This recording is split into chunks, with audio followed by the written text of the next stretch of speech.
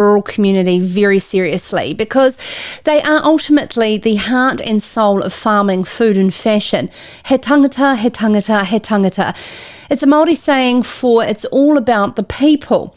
And in our Opinion Maker show this week, it is all about our love for our people, our family, our friends, our work colleagues, our team members, our whānau. And in New Zealand, our statistics of doing that on farm, she's not looking too flash, to put it bluntly. On the saferfarms.org.nz website, there are stats that outline 2.5 farming incidents per month in New Zealand. And 2 of those result in fatalities. As you'd say, that's too many, resulting in 33 farming incidents in New Zealand and 27 of them resulting in death. Let's make a pledge here in New Zealand to drive these numbers to the floor. You know, it's the stigma attached to health and safety that really does get in the way, I feel, and so do our guests on the Opinion Maker show. Because it's become, to many, a box-ticking exercise when really it's time to talk about the practical approaches we can take to make it home safely at the end of each day. Paperwork doesn't save lives, conversations do. If we all started to talk more amongst ourselves about those what-if moments, those near misses, instead of lambing percentages and milk solids, you know, we may be able to drive cultural change and normalise safety. There's data analysis from WorkSafe that's revealed that wearing seatbelts while on the job is the single largest factor contributing to these fatal work-related accidents. We need to treat farm machinery with the same respect we do as a loaded firearm because both have the same potential outcome. Of course, we could talk about reasons why or the regulations till we're blue in the face, but will that do much to prevent a widow at a husband's funeral acknowledging that today is the day he's not coming home? In Sarah's Country style, we bring you a great discussion, and this one is about how to normalise health and safety, prioritise our health, reduce fatigue, put people at the centre of our farming businesses, because ultimately that has a ripple effect on our farm performance and, of course, our communities. On the panel today, Wairarapa Glen Eden Farms stock manager Daniel Hansen shares how grateful he is for a helmet and a seatbelt that saved his life after rolling 5 times down a bank in a side-by-side. Dan is joined on the panel by Rhys, the Chief Executive of a corporate dairy farming operation in Canterbury, Align Farms, who had a horrible close call when a worker was caught inside a silage grab. Very, very lucky to survive.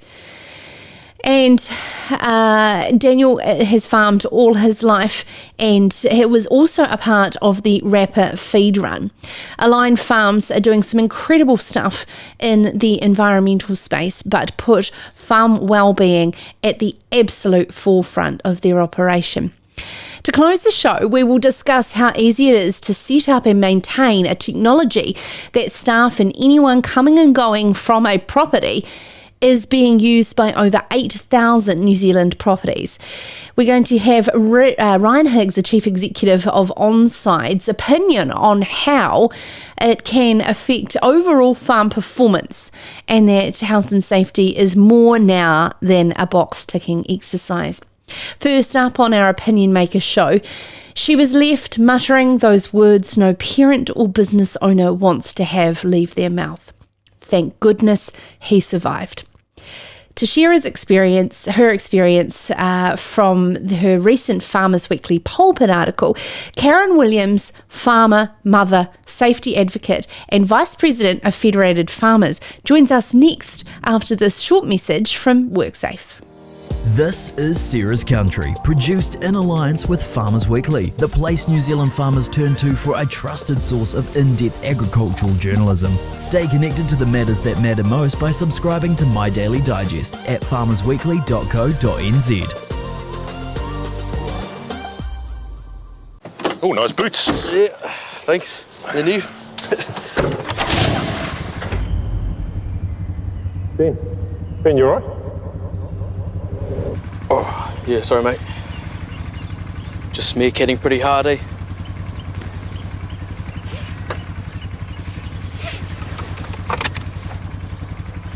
Yeah, I just said to myself, Ben, work hard. You deserve new boots. Well, that dreaded phone call that someone you love has been seriously injured is one no parent or farm owner wants. For mother and farm owner, as well as Vice President for Federated Farmers Karen Williams, wrote in a recent Farmers Weekly Pulpit about her son's on-farm incident where a seatbelt on a side-by-side could have prevented long-lasting concussion and life-threatening injuries. She believes on-farm safety is a choice, and too many of us continue to push ourselves through fatigue and beyond capability with a fatalistic attitude to on-farm accidents, making her a huge advocate for making sure each farmer gets home safely to their families. And she joins us now. Karen, thank you so much for your insights in the recent Farmers Weekly Pulpit. And I wasn't obviously aware of this tragedy. Do you find that the more you talk about your personal situation, your involvement now with Safer Farms, the more people have a lot of personal stories? Everybody knows someone who's been in an on-farm accident of some sort. Hi, Sarah. Yeah, thanks for having me. And this is something I'm very passionate about. And obviously it's 2 years down the track since Tom's accident now. So it's not, we've moved on somewhat, but it's still very real and vivid in some sense. And that is playing out around the country with frequency, we don't want to see. And I think even before Tom's accident, I was sending sympathy cards off to people I didn't know because I wanted to help in some way, but I thought there's got to be a better way. There's got to be a better way of reducing these stats and changing our culture around safety. When you talk about stats, WorkSafe have said almost half of vehicle-related deaths could be avoided if seatbelts were used. Would you mind talking us through, as hard as it may be, about that particular day and what happened to Tom? Yeah, absolutely. And I think the interesting part is that this happened on a flatland farm. So we're an arable cropping farm. It was in a side-by-side vehicle as a passenger. They weren't going fast. But what happened is he'd opened the gate, hadn't put his seatbelt back on, and the bulls had been playing and digging around overnight, had dug a hole. And it was December. It was quite a growthy period. So the grass was actually still quite high and had completely disguised the hole. So they just plummeted straight into the hole, smacked really hard. The front wheels were sort of bent inwards, and his face and throat bore the impact on the dashboard. So the throat injury was the life-threatening one because the front of his windpipe had pushed back on the rear, and so he had bruising on the front side and it had ruptured 8 centimetres long rupture on the back, which could easily have compromised his breathing. It was very close and so close to his spine as well. So that was the immediate risk and what the hospital dealt with. But the ongoing head injury was many months and very, very challenging for a teenage boy and his mum. Yeah, I can imagine. So therefore, when we're talking about seatbelts, particularly on side-by-sides, there is a bit of a sort of general sentiment, so to speak, that, you can't jump out quickly if you're wearing a seatbelt. What would you say to that? Yeah, look, the stats show it's safer to be harnessed in there. And I know you've got Dan Hansen on as a guest tonight, and that's fabulous because Dan has a great story on a hill country property where him being clicked in made all the difference for his life. So yeah, these machines are designed and manufactured in a way that harnessing you in protects you. And that's, it doesn't take long to click in. It really doesn't. I know it's a bit annoying, but we need to break that down. You make a very valid point in the Pulpit article. For those who are listening, I'll put that in the descriptions below to have a good read. But when you talk to farmers and say, okay, well, how much hassle really is it? They reply it's about 10 seconds per gate. How do we even begin to have that conversation and normalise the fact that click in, click out each gate to make it, it's not about convenience. No, it's not. It is a culture change. And I grew up where we didn't wear seatbelts in the back of the car, but now it's pretty standard. You get in and you click regardless of where you're sitting in your road vehicle. So we need to make that same sort of learned behaviour. And I think we need to dig a bit deeper about what it is in the New Zealand psyche or in fact international that prevents us doing that. Is there a sort of a macho or I'm not looking that cool if I go and protect myself a bit? So we need to unpick that a little bit and certainly explore how we could turn that around. And a culture of safety is actually okay. And it's not something to be embarrassed or ashamed about, because a lot of people love you and want you coming home. Absolutely. I mean, as you put here, it's these open-ended questions that you're having day to day with yourself, just as much as your team as well, around, what tasks am I going to do today that I feel unsafe about?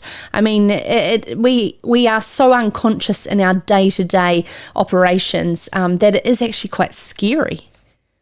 Yeah, absolutely. And prompting those discussions is a good formal way of doing it. There's probably more informal ways we can do it, just, while you're down at the sheds, or you've met in the yards, just cover those things off.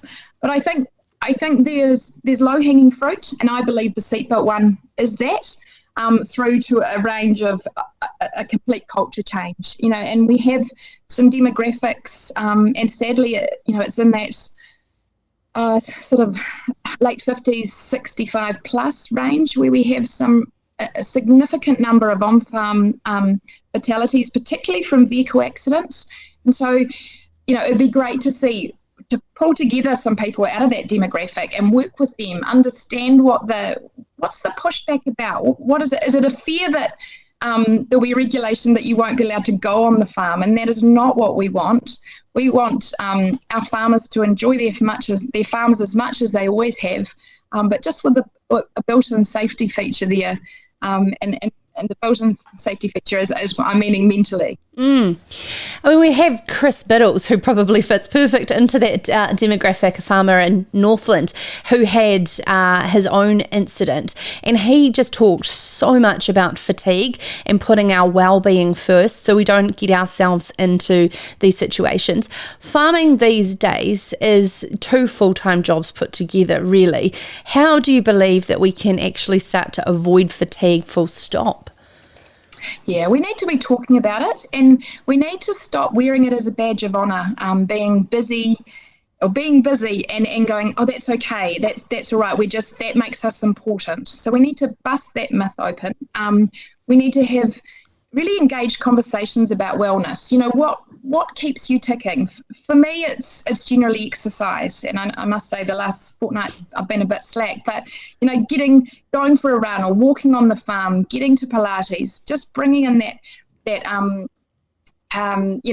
mental well-being that enables us to just slow down and think things through a bit more carefully and make better judgments. And look, fatigue and tiredness and pressure and all the external pressures that are coming across us all mount up, and they build up to be something enormous. So taking time out is critical. Safer Farms have had an incredible campaign called Plant a Seed for Safety, targeting the wife or the girlfriend or the partner or the female influence within those farming situations to plant that little seed. How do you suggest, as a mother and a farmer's wife, a farmer yourself, to be able to not be a nag and actually do it in a way that actually resonates with our male counterparts? But that is really challenging, Sarah. And I know when I'm at my 2 teenage boys, they roll their eyes at me and I feel like the nag. So that's why I guess earlier I mentioned the culture change, so that we stop thinking it's in some way cool or there's some sort of bravado around living riskily, if you like. Plant a seed. That's an amazing initiative. And attending a funeral earlier this year, which was an on-farm accident, and hearing a very stoic and resilient wife stand up there and say, "I always worried about you not coming home, and you haven't this time." And I think so many of us, we worry about that, and a lot of us are active farmers. Some of us are more involved in the business side of things and aren't so much actively on the farm. Either way, you're a critical farming partner, and that worry and fear doesn't go away. I guess the other aspect for Safer Farms, we're looking to develop a new agri plan, and that is a health and safety and wellbeing strategy, and that's our focus for this year, with some financial support from WorkSafe. And we will be looking to, really, what do we want to achieve and how are we going to do it? And then we'll be going out to industry and farmers, and certainly calling upon all. We want to engage with our community. We want to really turn this around, and we'll be asking people for their ideas. No one person has all of the ideas and all the solutions to this. So we'll be actively looking for that. And I know farmers probably feeling overwhelmed with engagement on fresh water and emissions reductions and biodiversity, but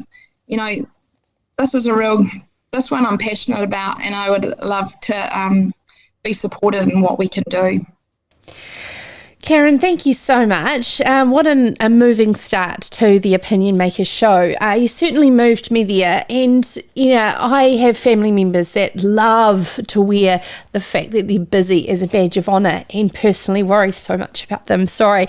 So I resonate so much with that. And I'm sure that this is not where the buck stops. This is a continual, as you said, cultural change.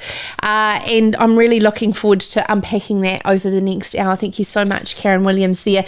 Vice President for Federated Farmers and Wairarapa farmer herself, talking there around her own on-farm accident experience with her son and what was, a long-lasting injuries from a side-by-side and not wearing a seatbelt.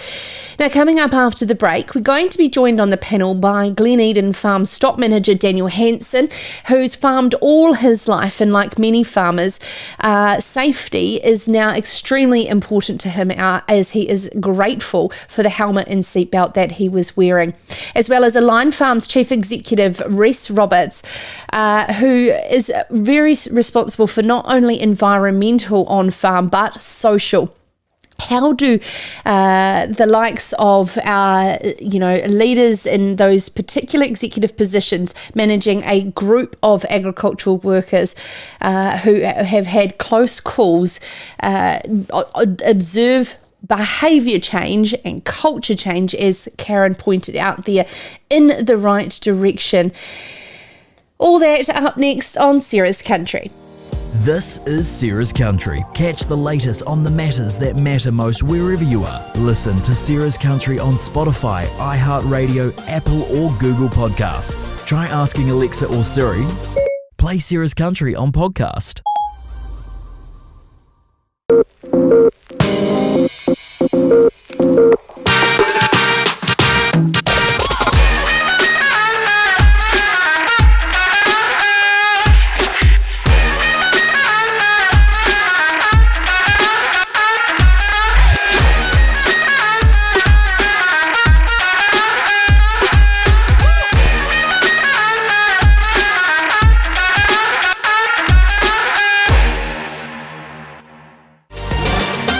Well, the Opinion Maker show this week is highlighting on-farm safety, not about regulations, but how do we normalise a culture around it?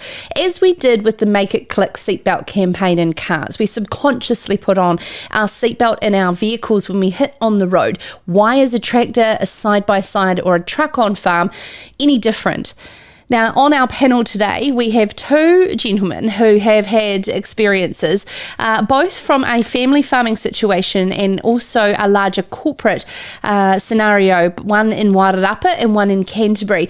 Daniel Hansen has farmed all his life, and like many farmers, family is why he farms, and farm safety is deeply important to him after a close call with an on-farm accident that he's so grateful he had his helmet and his seatbelt on.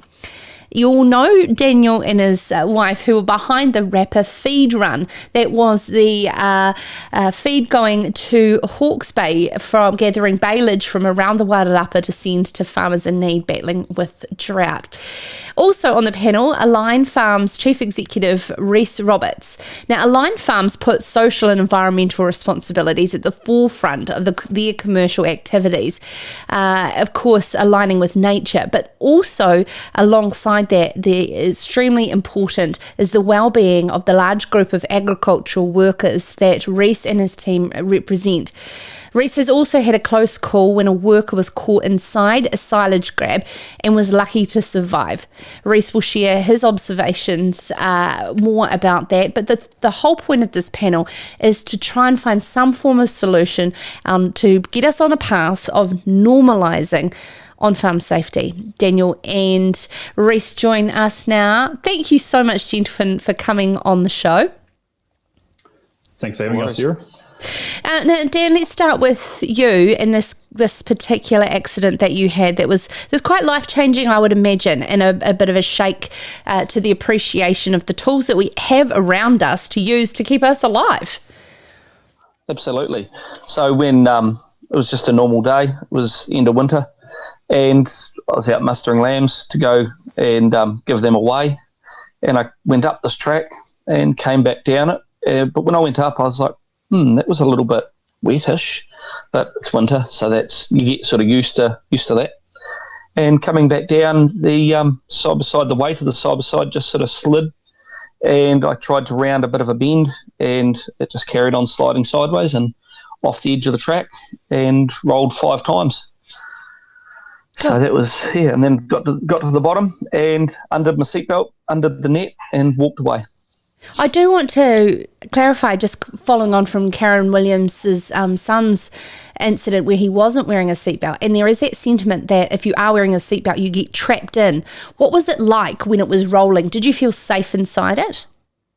Yes, I did. I've looked back and gone over it in my head since, and I was on the downhill side. So if I didn't have my seatbelt on, I would have been crushed. From when it started sliding to when I got to the bottom was 10 seconds. So I would have had to have pushed my Labrador out of the way, and he was in the passenger side, and he's a decent weight, so and get through a net. So I didn't have time. It was impossible, in my opinion, to get away from that, and I was just pleased I was strapped in. And Rhys, the example of your experience was with a team member that was very lucky to survive, caught inside a silage grab. There's a horrible scenario for both the people, the person involved, but also the people that are trying to keep everyone safe in that farm. Can you talk us through, from your perspective, that experience?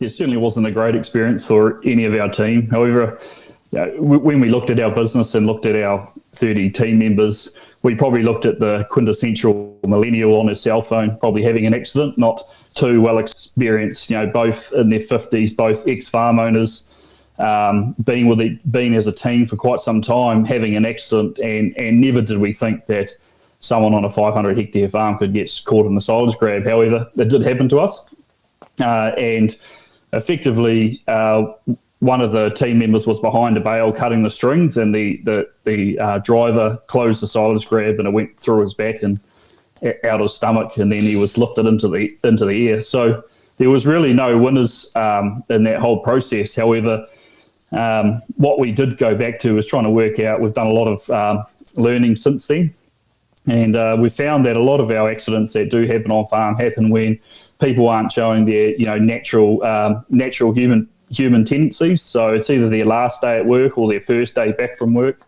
or there's something bigger going on outside. So that's what we've really honed into to try. And in this particular accident, it was one of their first day back from about a month holiday. So, there's just that we haven't built up that natural way that we want to work together as a team. So we're looking at non-negotiables and other ways now. So as I say, no winners from that accident. We never integrated the driver, who was the farm manager, back into the business. He just couldn't reintegrate back into the business. And the affected person was back within 5 weeks. So that was good. Very scary, both of you. Dan, what's it been like sharing your story and the type of culture that you've noticed around you in the farming community? So for the first, 8 months to a year, I was quite embarrassed about it, because that was something that, I didn't want to admit to. I was just grateful that Mark, my boss, he was hard. That was a non-negotiable for him, was helmets and seatbelts. It was, just the norm for us now. Yeah, and I mean, the word embarrassed, it's also very hard when you're in your position, Rhys, with a larger corporate environment, to also deal with and move forward from these particular incidents in a way that is constructive as well. Yes, certainly it was, it come as quite a shock to everyone. The first I actually heard about it was via the local newspaper. So that was an instant shock for myself around how do we gather the troops. Probably looking back, the way we dealt with it, we put a lot of support around the person who actually was in the injury. And to be fair, probably didn't wrap enough support around the other team member. And if we look back, that's an area that, when there's two people involved, it's not actually the person carrying the injury. Yes, they're a hyper important part of the team, but it's actually the support that we need to wrap around the other individual. So that was an area that we certainly need to work on, and that was one of the learnings we took out of it. But hard to avoid an accident like that. To be fair, like we can make a policy that says only one person loads silage bales into a silage stack or into a bale feeder, and that would solve the problem. However, that individual accident, really hard to avoid. Yeah, it happened. Yeah. Dan, we're trying to talk through a strategy of how to normalise on-farm safety. As you said, that your boss, you were extremely grateful for the fact that was already implemented on-farm. But how was the process of getting to a point of culture of safety on the farm you're on? So getting there, I guess Mark is very aware of the health and safety aspect, and so that's one of the number one things for him. So when I came here, that was just what you did, and for the first, 2 or 3 weeks, that was, I've got to put my seatbelt on, I've got to put my helmet on.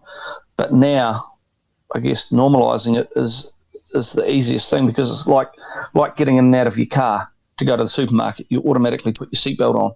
I'll go up to the workshop, so automatically helmet, seatbelt, net, and I'm off. That, for all of us, that's just normal now. Mark had some connection to an incident that made him specifically be very diligent around on-farm safety? I don't think so, not that I'm aware of. The main change was when they bought a farm down the road and had to put a helmet on to go down the road. So then it just became a helmet all the time, and it's just progressed into then having staff. So having to make sure his staff are safe, and in this respect, it saved my life, and it just reinforces that for all of us. Mm. Ryan, Rhys, it's interesting the amount of, sort of box ticking exercises, larger corporate farms can do to encourage that. But we've sort of been talking a lot about fatigue and well-being and wrapping support around people.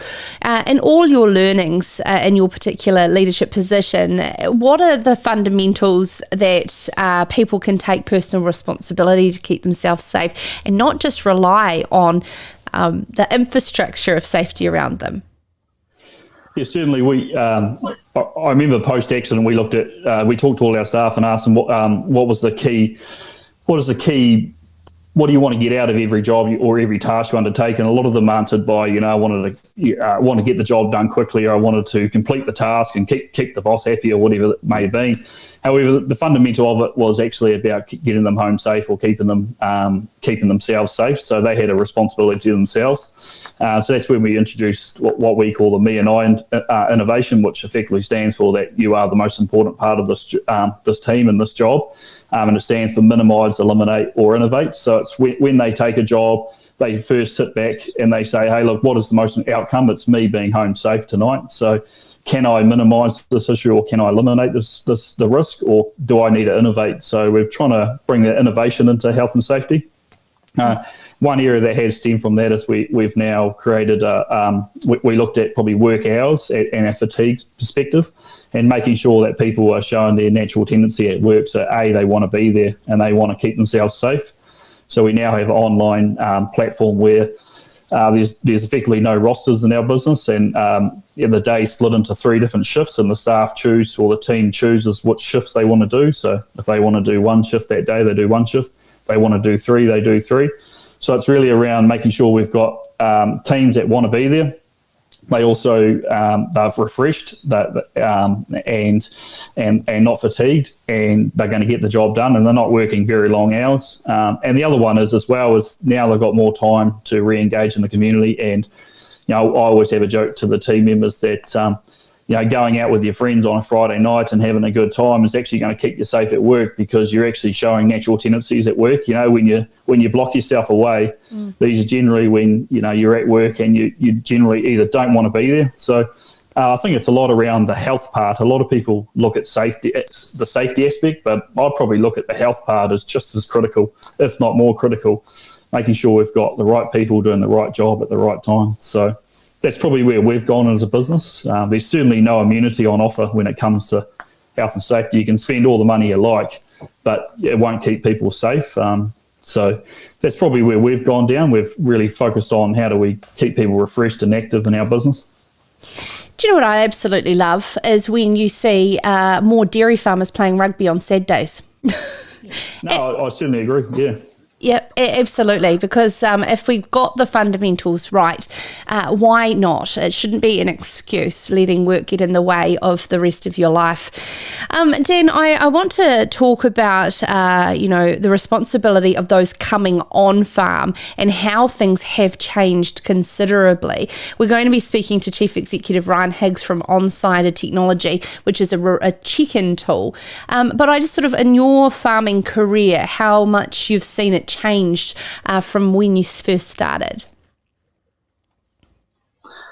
So I guess looking back, we never had 4-wheelers at the home farm. It was all horse or ute, and there was no seat belts, no helmets. And then I moved to a 4-wheeler. I had a helmet but never wore it. Wore it on the road occasionally, and then I guess that reflects on the industry as a whole. I think. And the fact that helmets are just sitting on the bike and they're there when you think when you're seen to need them. And obviously now we use them all the time. So people come on farm, they jump in the side by side. We'll have a FERT rep come with me. There's a helmet, and you wait for them. Seatbelt, net up. It's just standard. There's no negotiation with that. And I think that's where the industry needs to go.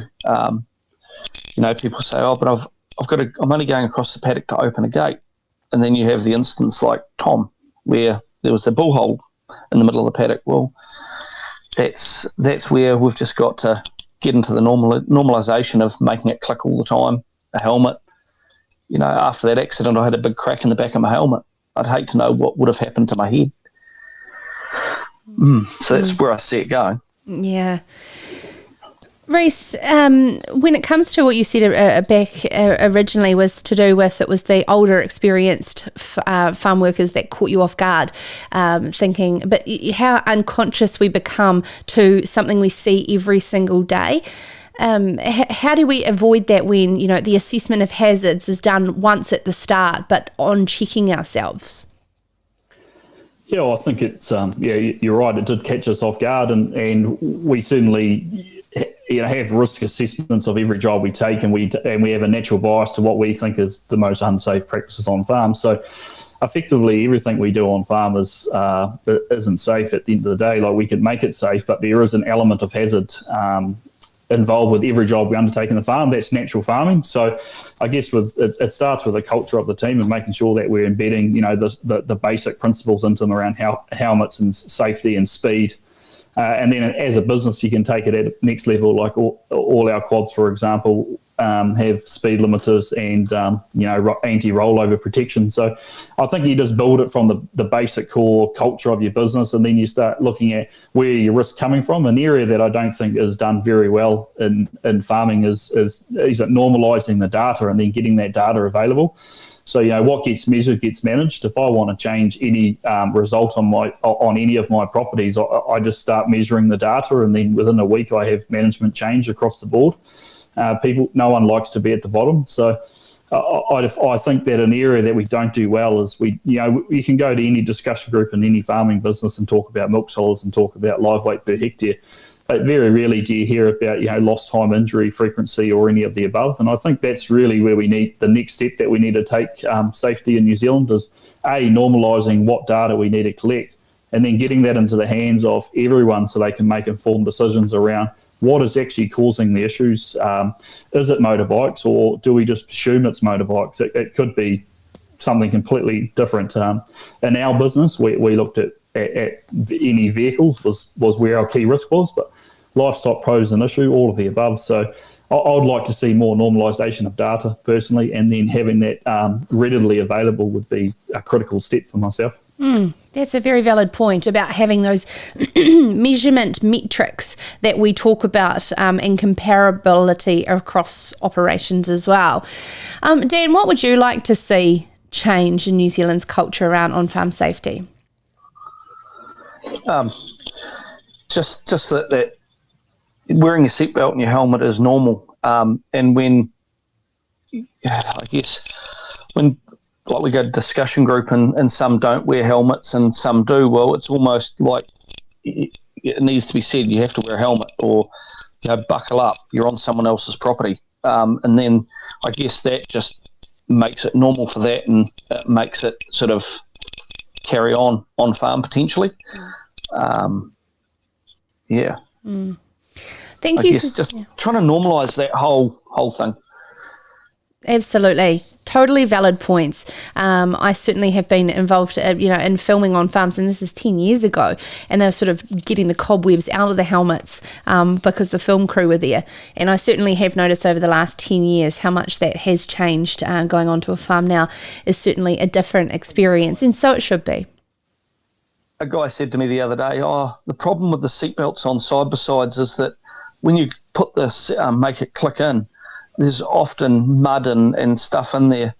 And I straight away just said, well, if you use it all the time, you don't have that issue.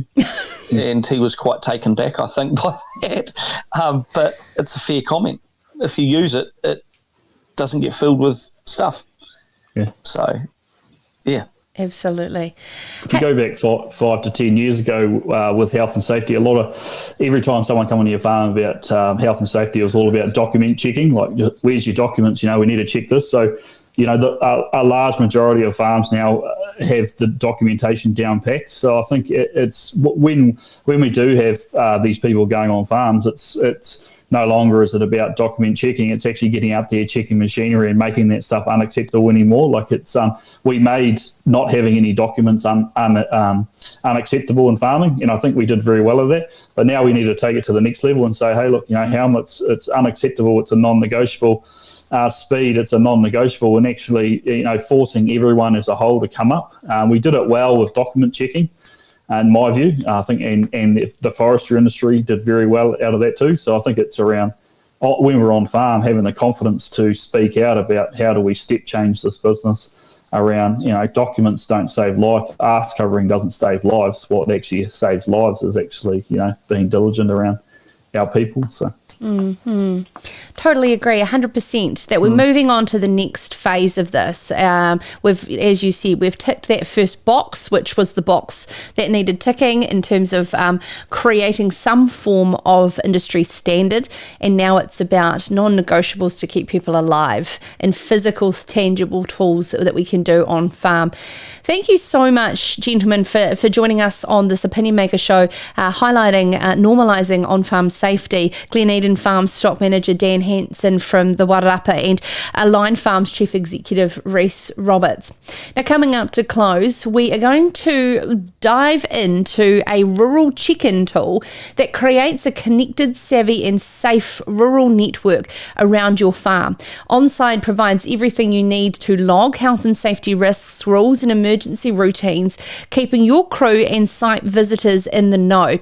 Higgs, the Chief Executive for Onside, will be with us very shortly to discuss how the tool works and how it is racing off in popularity. This is Sarah's Country. Join the conversation. Have thoughts on an interview? Or have you got questions you want answered by a future guest? Let us know. Email sarah@sarahscountry.com. One of the first things you learn when you live out here is where to shop for the things you need to live out here. like electric fencing, or horse feed, or bee suits, children's chook food. Do you want a couple of these? Or something stylish to wear. Not everyone's got stuff like this. but at Farmlands we do, and then some. So if you need anything to help your farm, Grow, milk, dredge, rear, come on in. because we're out here too. The thing I love about the Opinion Maker show is not only serving up how people see it through their lens, their experiences, but it's about having a wider conversation around an overarching question that comes to, some action points, some solutions. And if we can lean on each other to have those braver conversations, then we can all move forward as an industry and a community. Now, one online tool that I have been following with envy in terms of how they've gone about successfully implementing on farm, because they've made it easy, is Onside. It's a rural check-in tool that creates a connected, savvy and safe network around your farm, where everything that, from logging health and safety risks, rules, emergency routines, to keep your crew and your site visitors in the know on any emerging hazards, and of course ultimately at the end of the day making that compliance something that sits in the back room whilst we get on to the practical elements of keeping safe. Ryan, for the Onside Chief Executive, joins us now on Serious Country. Ryan, thank you so much for joining us. Can I just get, and for our listeners and viewers, a bit of context to how you got involved with this technology? Yeah, good question. So I used to be an operations type person at Sydney Farms. So that was a big multi-farm dairy business.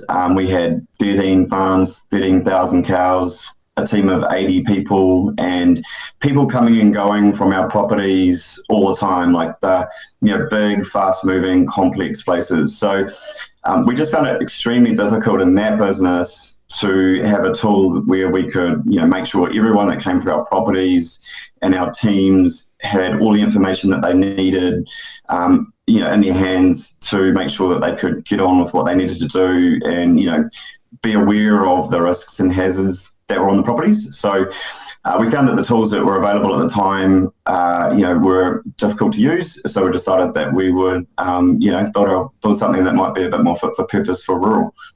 And talk us about Onside and how you've made it simple to use, because ultimately farmer adoption of technology starts there.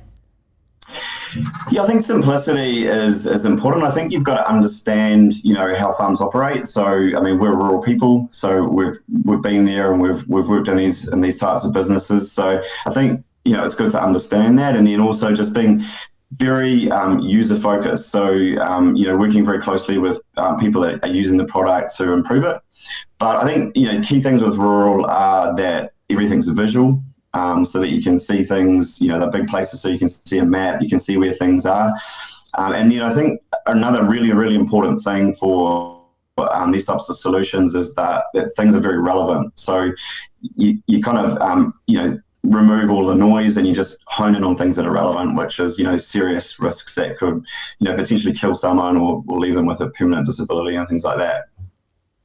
So how would it work in a smaller scale operation? Say, for instance, it is the farm owner, farmers, farm family, and potentially one or two workers with the odd contractor. Yeah, so it scales well from, the one-person operation through to like a corporate. So we have people, across that whole landscape using the solution. So, I mean, for a one farm type operation, they just map their property, map out the risks, and then just let people know that are coming and going from the property to check in. And then, but you can have as many properties as you want or need. So it scales up nicely as well. Mm. In this entire time that you've been involved in this technology and seeing it implemented on farm, what are some of those rewarding moments from, some of the users of the technology of Onside, and seeing how it's improved the way that they can see the performance of their business just as much as the safety of their people? Yeah, it's a good question. I think, the people that use Onside, I think, really understand or value, they value safety in their business. So for them, it's not this thing that they have to do on the side. It's just a core part of operations. It's just a core part of running a good business. So they totally understand that. And where we see the solution work well is when it's just integrated into operations. It's not, something that you do separately. It's just, something that you do every day, and it's just normal. So, I think it's really rewarding, and, typically people come to us when they've made that call and they realise and they understand the value to their business. So, our users are great. I mean, they, the way that they operate and the way that they're managing safety, I think is really, really is awesome. And I heard a word the other day that they were going to reward their team members for data hygiene and effectively use of the technology to ensure there was uptake. I am certainly trying to implement that around here in my media business, because some are natural to it and others aren't. How have you seen sort of little incentives to ensure that everyone's using it, particularly, of course, people coming on farm as well? Well, I think the key is that it's got to be a value add process, right? So it's got to, to use it, it's got to be something that you want to use and it's valuable. So that's what we really focus in on when we're developing the software. So I mean, it's developing all the time. Like, we release new versions kind of 3 times a week. So it's really, really rapid in terms of the things that are the improvements. And so just things like being able to communicate is really important. So when you arrive at a property and you check in, you kind of end up in a WhatsApp chat room so that you can get hold of people. So those sorts of little things make it more useful operationally, which I think incentivizes people to actually want to be engaged with it. And the engagement's crazy. I mean, it's just, gone crazy, particularly since, lockdown and things like that. People have really, I think there's been this big transition towards digitizing these businesses. So people seem a lot more comfortable with these types of solutions. And we did speak over COVID when it was about a management tool of people coming and going from a COVID perspective but also too, we've also seen that from biosecurity on farm. So, when we've got a technology that covers across multiple different elements, it seems to be easier to implement. That's right.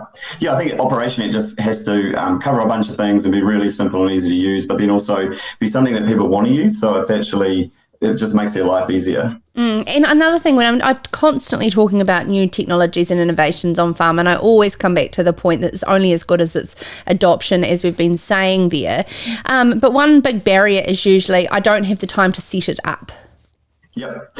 Yeah, I think that's important. I mean, farms are busy places, right? Like farms and orchards, people are time poor, so that's really important. Then this is super simple to set up. It takes a few minutes. For big big corporate type businesses, we, help out. But yeah, it should take only a few minutes. But I mean, we've had, I think, over 26,000 people have downloaded the app, and over the last 4 years, we've got over 8,000 properties using it. We have tens of thousands of check-in events a week. So, I mean, the use is really high, really strong. Interesting. You're using at events as well.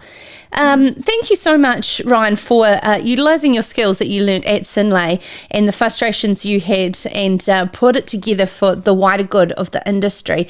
It's very awesome and great to see. That's Chief Executive for Onside, Ryan Higgs, there to round out the opinion maker, where we're talking about normalising on-farm safety.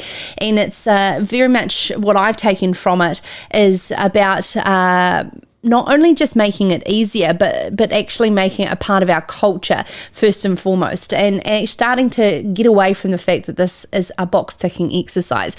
And what I did talk away from Ryan's interview there as well is I've heard the term around how we're fantastic at pasture management, at animal management, but we're blimmin' terrible at people management. And if we just see that as the third cog in an operation, we'll utilise the skills and the tools that we have around us to be blimmin' awesome people managers just as much, and keeping them safe and well is at the absolute forefront to your farm's performance. So I can't understand how you can't afford to do it if we want to put numbers and cents around it, let alone the moral obligation that you have to the well-being of the people around you in the positions that you are in, from grassroots right through to the top. It's been a really incredible show, and we're going to do it all again tomorrow with your favourite Changemaker show. It's certainly one of the most popular shows of the week. We'll have award-winning dairy farmer Fraser McGowan, who is the new chair of the Dairy NZ Climate Change Ambassadors. I'm really looking forward to talking to Fraser about how to have influence on the ground with such a moving beast, which is dairy farmers' role in reducing methane emissions. And how can we speed up the process of hiring seasonal staff? There is a groundbreaking app that Genevieve Griffin-George will join us that has reduced hiring time by 70%. Another story I uncovered is around how one avocado business has turning waste avocados into biogas.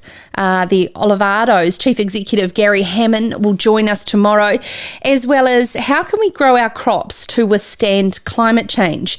Kumar's Gamkin from the Margot Ford Germoplasm Centre is going to share some of our country's most valued intellectual property around climate resilient seed.